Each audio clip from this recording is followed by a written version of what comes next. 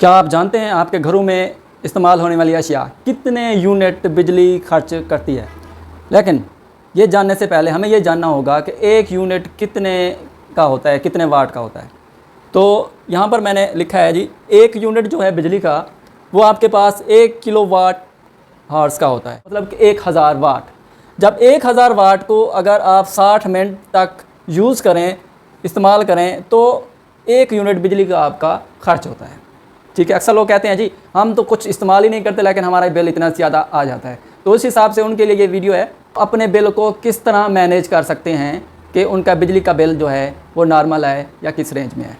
तो यहाँ पर मैंने कुछ चीज़ें लिखी हैं जो कि आम रूटीन में हम घरों में इस्तेमाल करते हैं, जैसा कि बल्ब हो गया, इस्त्री हो गया, रेफ्रिजरेटर हो गया, पंखे और एयर कंडीशनर मतलब एसी वगैरह। ठीक है, आमतौर पे जो बल्ब होता है वो 100 वाट का होता है या 16 वाट का जो एलईडी बल्ब है।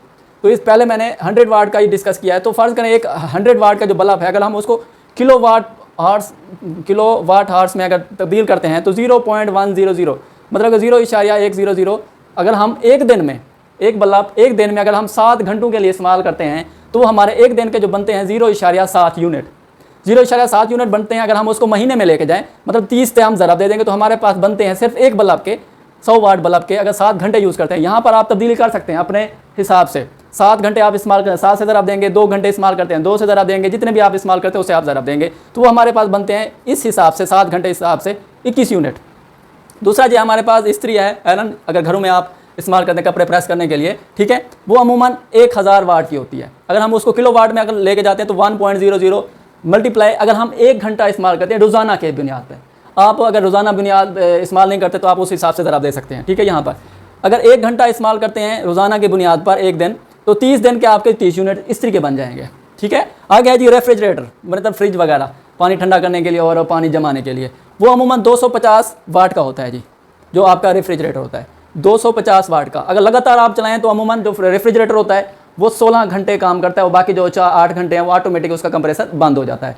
तो इस हिसाब से आप कैलकुलेट कर सकते हैं कि आप एक दिन में एक अपना रेफ्रिजरेटर कितने घंटे चलाते हैं, 5 घंटे चलाते हैं, 10 घंटे, 16 घंटे या उससे कम। ठीक है, वो आप उस हिसाब से यहाँ पे एडजस्ट कर सकते हैं। तो अगर हम 0.250 को 16 से ज़रब करते हैं तो हमारे पास एक दिन के यूनिट बनते हैं 4। अगर हम उस 4 यूनिट को 30 से ज़रब दे दें तो हमारे पास सिर्फ रेफ्रिजरेटर के 120 यूनिट बनते हैं जी। इसके बाद है जी पंखा, आम पंखा, सीलिंग फैन भी हो सकता है, पेडेस्टल फैन भी होता है। अगर फ़र्ज़ करें एक पंखा जो है 0.080 मतलब 80 वाट का अमूमन होता है जो सीलिंग फैन है, 80 से 100 तक के दरमियान चला जाता है जी। ठीक है, 0.080 को अगर इस किलो वाट के हिसाब से हम बनाएं तो ये बनता है उसके, अगर हम उसको 20 घंटे लगातार चलाते हैं, मतलब रात दिन, ठीक है, रात दिन अगर उसको चलाते हैं आप अपने हिसाब से 5 घंटे, 10 घंटे, जितने घंटे आप चलाते हैं एक दिन में, तो आप उससे ज़रा दे सकते हैं। ठीक है, तो आपके बनेंगे एक दिन के 1.6 यूनिट। एक पंखा है, अगर 2 पंखे तो आपके ज़्यादा बनेंगे, इसके डबल हो जाएंगे। ठीक है, 1.6 ज़रब हम करते हैं अगर फ़र्ज़ करें 30 से, मतलब पूरे महीने का हम एस्टिमेट बना रहे हैं सिर्फ एक पंखे का, तो वो बनता है तकरीबन 48 यूनिट। सिर्फ एक कमरे का अगर पंखा 24 घंटे चलता है या 20 घंटे चलता है तो उसके ये 48 यूनिट बनते हैं। इसके अलावा अगर आपके घर में एसी वगैरह है तो अमूमन अगर 1 टन का एसी है आपके पास तो 1000 वाट खर्च करता है 1 घंटे में। तो अगर किलो वाट पर हार्स के लिहाज से हम उसको देखें तो 1.00 का अगर हम 4 घंटे दिन में 4 घंटे अगर हम एसी चलाते हैं, यूज़ करते हैं, ठीक है, तो 4 यूनिट खर्च करेगा। सिंपल सा है, 4 यूनिट एक दिन में खर्च करेगा तो 30 दिन में हमारे पास यूनिट बनेंगे 120 यूनिट। तो अगर हम ये देखें टोटल अगर इसको हम जमा करें तो हमारे एक महीने के जो यूनिट बनते हैं वो 339 यूनिट बनते हैं। अब आप खुद अंदाज़ा लगा लें, पाकिस्तान में अब इस वक्त जो एक यूनिट है लगभग अगर 300 से आप ऊपर चले जाते हैं तो तकरीबन 50 से ऊपर का पड़ता है। तो आप यहाँ से आप खुद अपना बिल कैलकुलेट कर सकते हैं कि आपका बिल कितना आता है। आपके घर में जो ये अशिया हैं, बल्ब, इस्त्री, रेफ्रिजरेटर, पंखे या एयर कंडीशनर वगैरह अगर आप यूज़ करते हैं तो उस हिसाब से आप अपना बिल कंट्रोल कर सकते हैं, मैनेज कर सकते हैं, इसको कम भी कर सकते हैं और इस हिसाब से आप इस अपने बिल को ज़्यादा भी कर सकते हैं।